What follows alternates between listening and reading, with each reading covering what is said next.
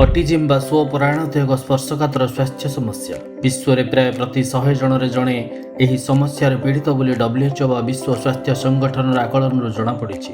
2021ର ତଥ୍ୟ ଅନୁସାରେ ବିଶ୍ୱବ୍ୟାପୀ ପ୍ରାୟ 61.8 ମିଲିୟନ ଶିଶୁ ଏହି ବିକାରରେ ଆକ୍ରାନ୍ତ ଆଉ ଯାହାର ସଂଖ୍ୟା ଦିନକୁ ଦିନ ବଢ଼ି ବଢ଼ି ଚାଲିଛି। ତେବେ ଏହି ମସ୍ତିଷ୍କ ଜନିତ ସ୍ୱାସ୍ଥ୍ୟ ବିକାର ସମ୍ପର୍କରେ ଜନସଚେତନତାର ରହିଛି ଯଥେଷ୍ଟ ଆବଶ୍ୟକତା।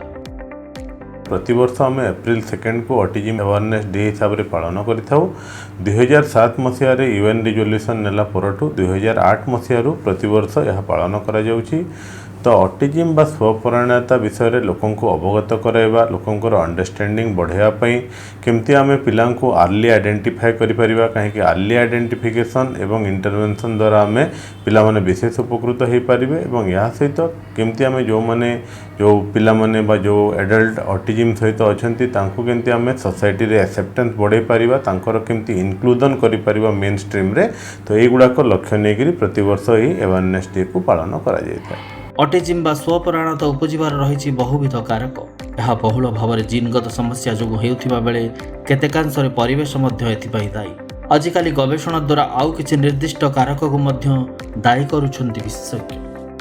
तो ऑटिज्म गोटे कंडीशन जो थे कि आमर दीटा कोर सिम्पटम थाए, जमती कि सोशल कम्युनिकेशन बा रेसिप्रोकल इंटरेक्शन बा सोशल इंटरेक्शन रे पिलांकर प्रॉब्लम रही है। या सहित किसी रेस्ट्रिक्टिव रिपीटेटिव आम कही तो बिहेवियर बा इंटरेस्ट रही है। जदि ये दीटा जिनस थिले आम पिला क्षेत्र में ऑटिज्म अच्छी बोली कही था। जदि कहीं हुए से विषय कथा तो बहुत सारा रिसर्च चलती ऑटिज्म उपरे, जो जना पड़ी कि बहुत क्षेत्र में जेनेटिक फैक्टर गोटे इंपोर्टेंट रोल प्ले करे। तो ऑटिज्म गोटे कम्प्लेक्स डिजीज बा गोटे मल्टीफैक्टोरियल कंडीशन, जो थे कि गोटे पॉलीजेनिक कंडीशन, जो थे जेनेटिक एवं एनवायरनमेंट रो इन्फ्लुएंस को लेकिन पिलांग थे यार लक्षण देखा दे था। जदि आम रिस्क फैक्टर विषय कथा हवा तो रिस्क फैक्टर गुड़ाक किसी माने रिस्क फैक्टर रही जमती कि high parental age, specially high paternal age एवं केतेक कॉम्प्लिकेशन ड्यूरिंग प्रेगनेंसी, जदि पिला कांदुनी, हाइपोक्सिक इस्केमिक एन्सेफेलोपैथी, प्रीमेच्योरिटी, एगुड़ा किसी गुड़ाक रिस्क फैक्टर रही है। किंतु बहुत क्षेत्र में आम देखी था कि किसी रिस्क फैक्टर न थाई कि पिला क्षेत्र में ऑटिज्म देखा दे था। तो मोस्टली जेनेटिक एवं एनवायरनमेंट रो इंटरेक्शन जो होता है। ऑटिज्म बा स्वपरायणता थिबा शिशुंक मस्तिष्क साधारण शिशुंक ठारू अलग भाव में विकसित होता है एवं कार्य करिथाए, जहाकु कि कहा जाइथाए न्यूरो डेवलपमेंटल डिसऑर्डर, जहार अर्थ हेउची मस्तिष्क विकास जनित त्रुटि। यदि आम न्यूरोबायोलॉजिकल एस्पेक्ट को जीवा ऑटिज्म रो तो बहुत सारा रिसर्च है जो जना पड़ी कि ब्रेन रो आमर जंती आमर ब्रेन रे कौन हुए बहुत सारा सिनाप्स तैयारी हुए, माने नर्व कनेक्शन को आम सिनाप्स बोली कही तो जो छुआटा जन्म होता है ब्रेन रे बहुत सारा सिनाप्स थाए। आमर एनवायरमेंटल एक्सपोजर को लेकिन केते न्यू सिनाप्स चिन्हा हुए ताको आम सिनाप्टोजेनेसिस कही तो पुराना सिनाप गुड़ाक नष्ट होता है, प्रूनिंग कहता है। तो बहुत क्षेत्र में देखा जाए कि यही प्रोसेस रे जदि किसी व्याघात होउची तो पिला क्षेत्र में ऑटिज्म होवार चांस रही है। आउ गोटे थ्योरी है कि आमर ब्रेन रो जो एरिया गुड़ाक आमर इमोशन को बा आमर सोशलाइजेशन कंट्रोल करे, जमती आमर प्रीफ्रंटल कॉर्टेक्स, लिम्बिक सिस्टम, ये गुड़ाक ऑटिज्म रे अफेक्टेड होता है। आउ गोटे थ्योरी होउची कि आमर न्यूरोट्रांसमीटर बा ब्रेन रो नर्व सेल भितर जो केमिकल जिनस थाए जोटा कि नर्व इम्पल्स को ट्रांसमिट करे, से एक्साइटेटरी एवं इनहिबिटरी थाए, तार इम्बालांस देखा देती। ये विभिन्न न्यूरोबायोलॉजिकल एस्पेक्ट अच्छी जोटा रिसर्च जना पड़ी कि जार एफेक्ट रे ऑटिज्म बा ऑटिज्म भाया सिम्पटम पिला थे देखा दे पारे। विशेषकर आर्थिक अग्रसर तथा विकासशील देशगुड़िक यार प्रादुर्भाव बेसी और झील मान अपेक्षा पुओ मान स्वपरायणता समस्या देखाଯିबार संभावना बेसी। प्राय 33% शिशुंठारे बुद्धिमत्ता अक्षमता प्रकाश पाई थाए एवं समस्या थिले बहुविध लक्षण मध्य शिशुटारे बारी होई पड़े। ऑटिज्म रो बयस विषय कहवा तो बहुत क्षेत्र में यहाँ तो जेहेतु गोटे जन्मगत समस्या, बट जिते पिला कथा कहवा इंटरेक्शन करवा स्टार्ट करिवो सेही समय आम जनरली जना पड़ी था। तो जनरली आम जदि कहवा 18 मास 2 वर्ष बेलू पिला देहरे सिम्पटम देखा देता है। मोस्टली 3 वर्ष तलू ही प्रथमे तार लक्षण गुड़ाक देखा देता है पिला क्षेत्र में।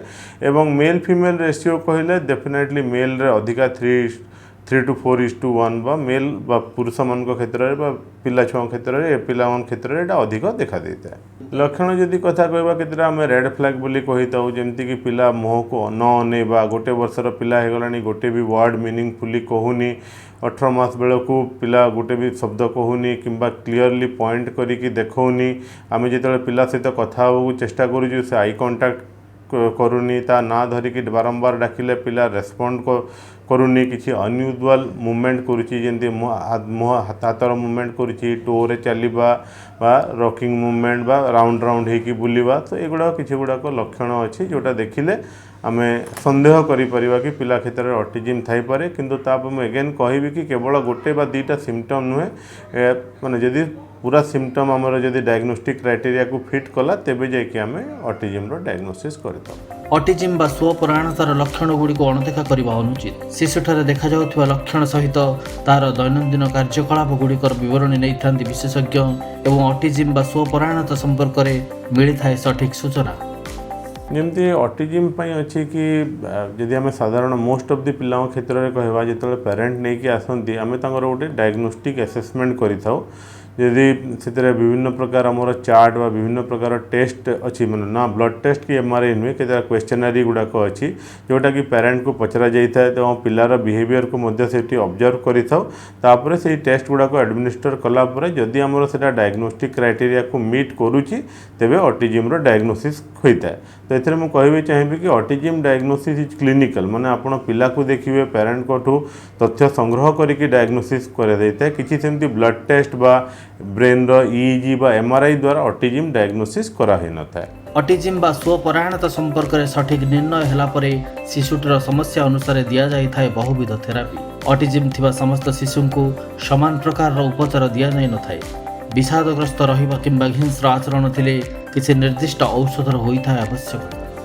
तो ऑटिज्म गोटे डिजीज नुहे तो ऑटिज्म जार आम क्योर करवा so autism is a neurodivergent condition तामाने it's a different way of brain. तो फर्स्ट मोस्ट इम्पोर्टेंट है कि आमको एक्सेप्ट करार अच्छी कि this is a neurodivergent condition एवं या मैनेज करार अच्छी। तो फर्स्ट जिनस है ट्रिटमेंट पार्ट को आसले दुई तीन प्रकार जिनस अच्छी गोटे तो है कि आम बिहेवियरल इंटरवेंशन बा एप्लाइड बिहेवियरल एनालिसिस है कि एजुकेशनल प्रोग्राम है तापर फोकस करिथाउ एवं एंसिलियरी थेरापीज गुड़ाक अच्छी जमती स्पीच थेरापी ऑक्युपेशनल थेरापी तो एगुड़ाक कराई था एथेरे पिलार सिम्पटम इम्प्रूवमेंट आसता है।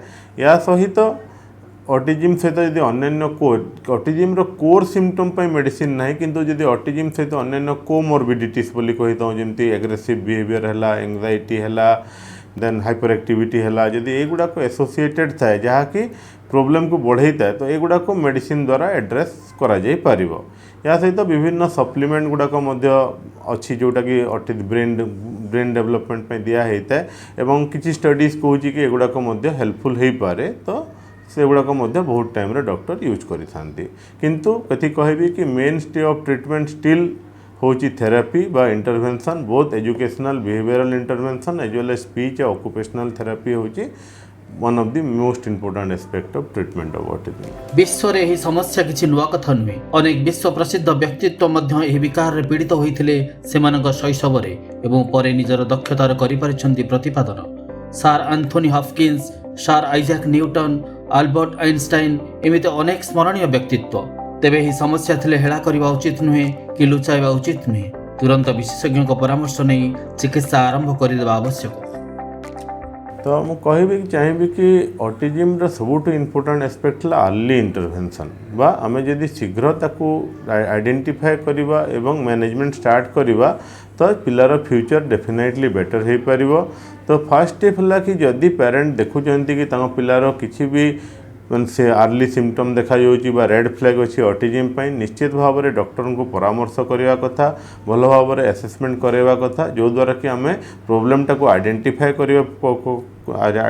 करवा एवं वन्स आम प्रोब्लेम को आइडेंटिफाई कले ताको आम एड्रेस करवा।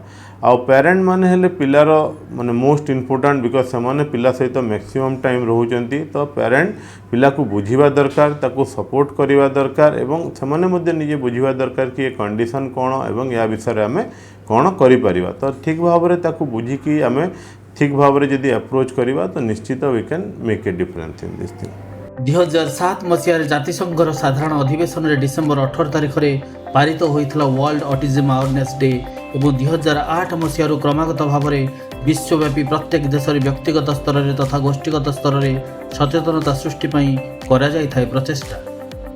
Autism and humanity every life has a value सेटा भारी सुंदर है थीमटा तो समस्त पिला हेले यूनिक एउ माने जिते आम ऑटिज्म को ऑटिज्म एवं आम गोटे न्यूरो डाइवर्जेंट कंडीशन बोली कहूँ माने पिला माने टिके अन्य पिला टिके अलगा किंतु आम जानिया कथा कि it's all right to be different माने टिके डिफरेंट है किसी ये नहीं एवं autism is a way of life rather than seeing it as a disease बा गोटे रोग एटा गोटे जीवन गोटे धारा भाया गोटे अन्य माने सेवर एवं रादर देन आम पिला ठीक करवा आम बुझा लेवल पाखक जावा बुझा एवं केमती आम सोसाइटी रे इनक्लूड करि परिबा तो यहाँ हूँ बहुत गुरुत्वपूर्ण एस्पेक्ट एवं प्रत्येक मनीष प्रत्येक पिला बा प्रत्येक मनीष ऑटिज्म हो कि अन्य को इंटेलेक्चुअल डिसेबिलिटी हो कि जहाँ भी हो समस्तंकर अधिकार अच्छी सोसाइटी रे सामिल हवा समस्त आमर जहाँ अपॉर्चुनिटी अच्छी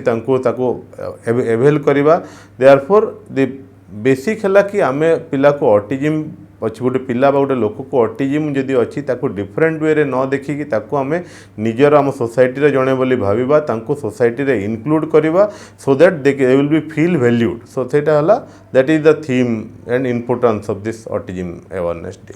autism and humanity every life has value world autism awareness day 2026 पर निर्धारित होइछि ही थीम। प्रत्येक वर्ष एप्रिल मास 2 तारिख रे एही दिवस पालन जरिया ऑटिज्म बा स्वपरायणता संपर्क रे सृष्टि करा जाउछि जनसचेतनता। एही जन आंदोलन रे शामिल हेबा हेउछि आम समस्तंकर कर्तव्य।